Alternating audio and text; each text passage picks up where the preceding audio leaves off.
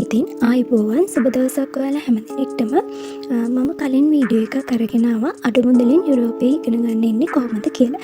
ඉතින් මේ වීඩියෝ එක බලපු ගොඩාක් දෙනෙක් මගෙන් කමෙන්ට් කරලා අහලා තිබ්බා කොයි වගේ වියදමක් අපිට වැය වෙනවද කියලා. ඉතින් ඒක නිසා තමයි මම මේ කෙටි වීඩියෝ එක අරගෙන ආවේ.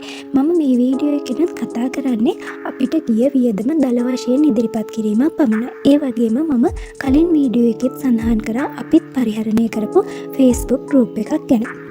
ඉතින් මම පළවෙනි කමෙන්ට් එකෙන් ලින්ක් එක ඉදිරිපත් කරන්න ඔයාලටත් පුළුවන් ඒ ගෲප් එකට ගිහිල්ලා අදාළ තොරතුරු ලබා ගන්න. ඉතින් අපි ඔන්න අයදුම් කරනකොට මේ සඳහා අයදුම් පත්‍ර ගාස්තුවක් ඇප්ලිකේෂන් ෆී එකක් තියෙනවාද කියලා ඇහුවොත් ඇත්තටම ගොඩාක් යුනිවර්සිටි වල ඇප්ලිකේෂන් ෆී එකක් නැහැ. ඉතින් ඔන්න ඔයාලට නොමිලේ අයදුම් කරන්න ගොඩාක් යුනිවර්සිටි වල පුළුවන්. ඊළඟට අපි කෝස් ෆී එක ගැන කතා කරොත් ගොඩාක් අඩු කෝස් ෆී එකක් තමයි මෙතෙන්දී අපිට දකින්නට ලැබෙන්නේ. වසරකට සාමාන්‍යයෙන් අපි ගත්තොත් යුරෝ 1500ක වගේ මුදලක්. එය ලංකාවේ මුදලින් ගත්තාම ලක්ෂ 5කට වගේ මුදලක්. ඉතින් අඩු මුදලකින් අපිට උපාධියක් ලබා ගැනීමේ පශ්චාත් උපාධියක් ලබා ගැනීමේ හැකියාව තියෙනවා. නමුත් මේ අඩු කෝස් ෆී එක ගැන විතරක්ම හිතලා අපි ඇප්ලයි කිරීම නොකළ යුතුයි. මොකද මේක විශාල ප්‍රොසෙස් එකක්. එතකොට මේ ප්‍රොසෙස් එකේදී අපි තවත් වියදම් කළ යුතු මුදල් තියෙනවා.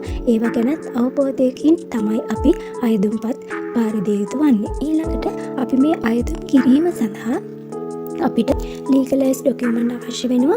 එතකොට අපි ඩිග්‍රී එකක් සඳහා නම් ඒ සඳහා අවශ්‍ය ලීගලයිස් ඩොකියුමන්ට් වෙනම තියෙනවා. අපි මාස්ටර් එකක් සඳහා නම් ඒ සඳහා අවශ්‍ය ලීගලයිස් ඩොකියුමන්ට් වෙනම තියෙනවා. ඒ වගේම අපේ පවුලේ දරුවන් ඉන්නවා නම් ඔවුන්ගේ බර්ත් සර්ටිෆිකේට් එහෙම අපි ලීගලයිස් කරන්න ඕනි. එතකොට මේක අපිට පුද්ගලයාගෙන් පුද්ගලයාට වෙනස් වෙනවා. හැබැයි අපි දල වශයෙන් එක ඩොකියුමන්ට් එකකට සාමාන්‍ය 50000ක් වගේ මුදලක් වැය වෙනවා ඩොකියුමන්ට් ලීගලයිස් කිරීම සඳහා. ඊළඟට අපිට අපගේ වීසා වැඩ කටයුතු සඳහා අපිට ඉන්දියාව වෙත යෑම සිදු කරන්න වෙනවා. එතකොට අපි ඉන්දියාවට යන්න දල වශයෙන් සාමාන්‍යයෙන් අපි තෝරගන්න එයාලයින් එක අපි නවතින ස්ථාන මේවා වියදම වෙනස් වෙන්න පුළුවන්. ඉතින් දල වශයෙන් ලක්ෂ 6ක් 7ක් වගේ මුදලක් අපිට ඉන්දියාව වෙත ගිහිල්ලා මේ වීසා වැඩ කටයුතු සඳහා අවශ්‍ය වෙනවා. ඒ වගේම මේ අවස්ථාවේදීම අපිට ඔස්ට්‍රියාව වෙත ඇවිල්ලා අපි නවතින්නේ කොහේද කියලා අපි ඇපාර්ට්මන්ට් එකක් සොයාගෙන ඒ ඇපාර්ට්මන්ට් එකට ඩිපොසිට් එකක් පාර දිය යුතු වෙනවා. මොකද අපිට එය වෙන් කර ගැනීම සඳහා මම ඉස්සරහට වීඩියෝ එකක් අරගෙන ඉන්න බලාපොරොත්තු වෙනවා කොහොමද ඇකොමඩේෂන් එක සොයාගන්නේ මේ වගේ තොරතුරු ගැන. ඉතින් අපි ඒ සඳහා ඇකොමඩේෂන් එක වෙන් කරවා ගැනීම සඳහා ඩිපොසිට් එකක් විදිහට සාමාන්‍යයෙන් දල වශයෙන් යුරෝ 1500ක වගේ මුදලක් ඩිපොසිට් කිරීමත් කළ යුතු වෙනවා. ඊළඟට අපි මේ සියලුම වියදම් මං කිව්වා ඉස්සෙල්ලත් දල වශයෙන් තමයි මම මෙතෙන්දී සඳහන් කරන්නේ. ඊළඟට අපිට ෂෝමනි අවශ්‍යතාවය සඳහා තමන්ගේම මුදල් හෝ වෙනත් යම් ආකාරයකින් මුදල් පෙන්විය යුතු වෙනවා. එතකොට මේ පෙන්වන මුදල් ඒ පුද්ගලයන්ගේ පවුලේ සිටින සමාජික සංඛ්‍යාව අනුව ඒ වගේම කාලයත් සමග වෙනස් වෙන්න පුළුවන්. එතකොට තමන්ට කොච්චරක් ෂෝමනි අවශ්‍යතාවයක් තියෙනවද කියන එකත් මම පළවෙනි කමෙන්ට් එකේ ලින්ක් එකක් ඔයාලට ලබා දෙනවා. ඒ ලින්ක් එකෙන් ගිහිල්ලා කොච්චරක් ෂෝමනි තමන් පෙන්විය යුතුද කියලා දල අදහසක් ඔයාලට ලබා ගන්නට පුළුවන්. ඉතින් ඊළඟට මම කිව්වා ඉස්සෙල්ලා මම මේ ප්‍රධාන වියදම් ගැන විතරයි කතා කරන්නේ.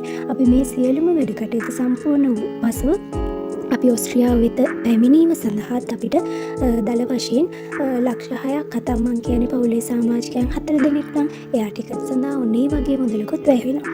ඉතින් අපිට මේ මුළු ප්‍රොසෙස් එක සඳහාම මම ෂෝමනි ගැන නැතිව අනිකුත් වියදම් ගැන කතා කරොත් අපිට දල වශයෙන් ලක්ෂ 35ක් 40ක් වගේ අතර මුදලක් පුද්ගලයන් 4 දෙනෙක් ඉන්න පවුලකට වැය වෙන්න පුළුවන්. මේ පුද්ගල සංඛ්‍යාව අනුව තමන් තෝරා ගන්නා නවාතැන් මේ වගේ දේවල් අනුව එහෙම වෙන්න පුළුවන් සුළු වශයෙන්.